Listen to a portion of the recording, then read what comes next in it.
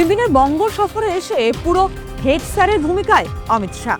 দলের খামতি ভুল ত্রুটি সরিয়ে 26-এর বিধানসভা ভোটের আগে কড়া বার্তা দিলেন বঙ্গ বিজেপি ব্রিগেডকে।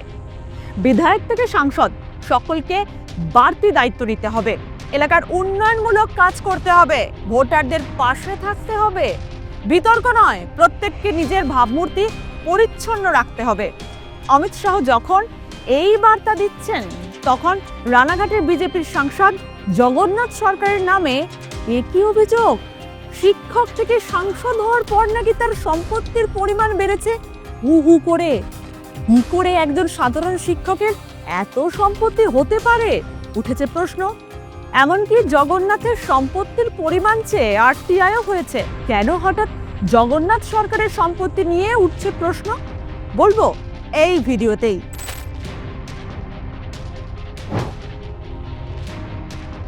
তাকে নিয়ে নানান খবর ভেসে বেড়ায়। কখনো নারী ঘটিত বিষয়ে বিতর্কের মধ্যে জড়িয়ে যায় তার নাম, কখনো তার নামে পড়ে নিখোঁজ পোস্টার, কখনো আবার এমসে চাকরির দুর্নীতির অভিযোগ। শিক্ষক থেকে সাংসদ হয়েছেন জগন্নাথ সরকার। 2019 ও 2024 লোকসভা নির্বাচনে তিনি জয়ী হয়েছেন রানাঘাট কেন্দ্র থেকে। দুবার সাংসদ নির্বাচিত হয়েছেন, কিন্তু বিতর্ক তার পায়ে পায়ে ঘোরে। কখনো তিনি মন্তব্য করে বিতর্কে জড়ান, তো কখনো তাকে নিয়ে বিতর্ক তৈরি হয়। সম্প্রতি সীমান্ত থেকে কাঁটা তার তুলে দেওয়া হবে বলে মন্তব্য করে বিতর্কে জড়িয়ে পড়েন। অবশ্য বিতর্কে ইতি টানতে তার মন্তব্যের অপব্যাখ্যা হচ্ছে বলে দাবি করেছিলেন তিনি, জানিয়ে খোঁচা দিতে ছাড়েননি তৃণমূলের সর্বভারতীয় সাধারণ সম্পাদক অভিষেক বন্দ্যোপাধ্যায়। যে বিজেপি দলের সাংসদ বলছে যে যদি বাংলায় বিজেপি ক্ষমতায় আসে তাহলে ওপার বাংলা আর এপার বাংলায় এক করে দেবো, কোনো কাঁটাতারের বেড়া আর থাকবে না। কে বলছে? জগন্নাথ মজুমদার। আমি বলছি না, তৃণমূল বলছে না, বলছে বিজেপির নির্বাচিত সাংসদ। বিজেপি কি তার বিরুদ্ধে কোনো শোকজ নোটিশ সার্ভ করেছে? বিজেপির সর্বভারতীয় সভাপতি বা দলের নেতৃত্ব কি তাকে দল থেকে বহিষ্কার করেছে? বিজেপির নেতৃত্ব তার বিরুদ্ধে কোনো রকম কোনো ব্যবস্থা নিয়েছে? এখনো পর্যন্ত রাজ্যসভার সাংসদ অনন্ত মহারাজকেও শোকজ করা হয়নি, আর আমি যতদূর জানি জগন্নাথ বাবুকেও শোকজ করা হয়নি। তা অমিত শাহ আগে তাদের দলের বিধায়ক লোকসভা এবং রাজ্যসভা তাদের সাথে কথা বলুক, তারপরে সব বলুক। এবার তিনি কোনো মন্তব্য করে বিতর্কে জড়াননি। তার বিরুদ্ধে উঠেছে বেআইনি সম্পত্তির অভিযোগ। বিজেপির সাংসদ জগন্নাথ সরকার এবং তার আত্মীয়দের বর্তমান সম্পত্তির পরিমাণ কত তার হিসেব জানতে জেলা শাসকের দপ্তরে আবেদন এক শিক্ষকের। তিনি স্ট্যাম্প পেপারের ওপর প্রায় 10 পাতার একটি আবেদনপত্র জমা দেন। নির্বাচনের আগে এটা তৃণমূলের রাজনৈতিক ষড়যন্ত্র বলে পাল্টা দাবি সাংসদের। নদিয়ার শান্তিপুর থানার 1 নম্বর ওয়ার্ডের বাসিন্দা শ্যামল কুমার সাউ, পেশায় শিক্ষক। একসময় শান্তিপুর পুরসভার 1 নম্বর ওয়ার্ডের সিপিআইএম প্রার্থী হয়েছিলেন তিনি হঠাৎ রানাঘাটের বিজেপি সাংসদ জগন্নাথ সরকার এবং তার আত্মীয়দের বর্তমান সম্পত্তির হিসেব চেয়ে জেলা শাসক দপ্তরের তত্ত্বাবধানে থাকা সংশ্লিষ্ট দপ্তরে একটি আবেদনপত্র জমা দেন, যেখানে বর্তমানে জগন্নাথ সরকার এবং তার আত্মীয়দের মোট সম্পত্তির হিসাব জানতে চান তিনি।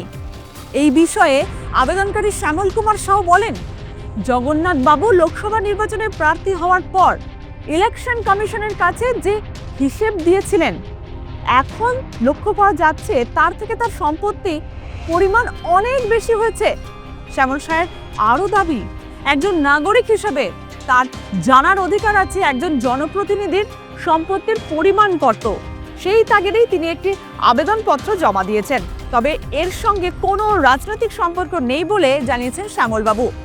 বিভিন্ন জেলায় তার নামে এবং বেনামে সম্পত্তি থাকতে পারে বলে অভিযোগ করেছেন তিনি। শুনুন শ্যামলবাবু ঠিক কি বলেছেন। ওনার অনেকগুলো জিনিস নিয়ে প্রশ্ন এবং সন্দেহ কিন্তু লোকের মুখে আমি জানতে পারছি, শুনতে পাচ্ছি।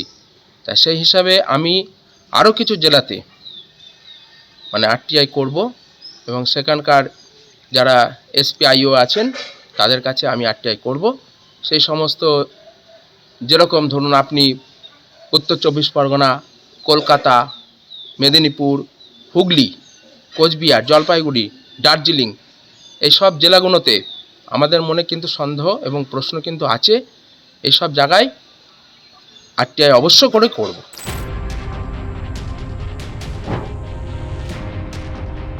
সত্যি কি জগন্নাথ সরকার সাংসদ হয়ে লক্ষ্মী লাভ করেছেন? চলুন এক নজরে দেখে নিই 2019 ও 2024 সালে নির্বাচন কমিশনকে দেওয়া হলফনামায় জগন্নাথ তার সরকারি হিসাবে কি তথ্য দিয়েছিলেন, তাহলেই একটু হলেও সম্যক ধারণা পাওয়া যাবে। 2019 সালে হলফনামায় তিনি জানিয়েছিলেন 2019 সালে সম্পত্তির পরিমাণ প্রায় 1 কোটি টাকা, 2024 সালে তা বেড়ে হয় প্রায় 2 কোটি টাকা। এই বিষয়ে জগন্নাথ সরকারের দাবি সবই নাকি তার পৈতৃক সম্পত্তি। বর্তমানে কোনো সম্পত্তির পরিমাণ তার বাড়েনি, শুধুমাত্র ট্রাস্টের মাধ্যমে তিনি নাকি অল্প একটু জমি কিনেছেন। নির্বাচনের আগে এই আবেদন নিয়ে তিনি রাজনৈতিক ষড়যন্ত্র দেখছেন। রাজনৈতিক ষড়যন্ত্র ছাড়া তিনি কেন পেছনে লাগবেন? এছাড়া তার কি আছে, অসুবিধা কি আছে? তিনি লাগতেই পারেন, এটা লাগাও উচিত আমি মনে করি। আমি তাকে সাধুবাদ জানাই। মানে নির্বাচনের আগে হঠাৎ তার মনে পড়লো যে আপনার সম্পত্তি জানার দরকার। সেটা তার ব্যাপার, সেই কেন করলো সেই বলতে পারে, তাতে আমার লুকানো কিছু নাই, ব্ল্যাক মানিরও কিছু নাই। তাই সেই কারণে যেটা হবে একদম সামনাসামনি, অসুবিধা নেই। এই বিষয়ে তৃণমূল নেতা সুব্রত সরকার বিজেপিকে ফ্যাসিস্ট দল বলে কটাক্ষ করেছেন। তার দাবি সম্পত্তি জানার অধিকার ভারতীয় সংবিধানে আইন রয়েছে। একজন জনপ্রতিনিধির কত সম্পদ রয়েছে সেটা সাধারণ মানুষের জানার অধিকার রয়েছে। উনি এগুলো বলতে পারেন, এটা ওনার ব্যক্তিগত ব্যাপার।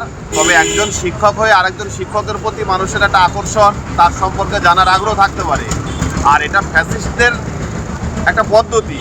ফ্যাসিস্ট যারা হয় তাদের বিরুদ্ধে কেউ কিছু বললেই তাকে বিরোধী তকমা দাগিয়ে দেওয়াটা একটা ফ্যাসিস্ট আচরণ। আর বিজেপি ফ্যাসিস্ট, তার উদাহরণ জগন্নাথ সরকার। অমিত শাহ যখন বঙ্গ বিজেপি ব্রিগেডকে জনসাধারণের সামনে ভাবমূর্তি অক্ষুণ্ণ রাখতে বলছেন, ঠিক তখন গেরুয়া শিবিরের এই নেতার নামে বিতর্ক তৈরি হচ্ছে। অমিত শাহ সাফ জানিয়ে দিয়েছেন, নির্বাচনে লড়তে গেলে বিজেপি প্রার্থীদের যোগ্যতা প্রমাণ করতে হবে। অতএব এখন থেকেই গেরুয়া শিবিরের বঙ্গ নেতাদের সতর্ক থাকতে হবে। এসি রুমে নয়, মাঠে ময়দানে নেমে কাজ করতে হবে।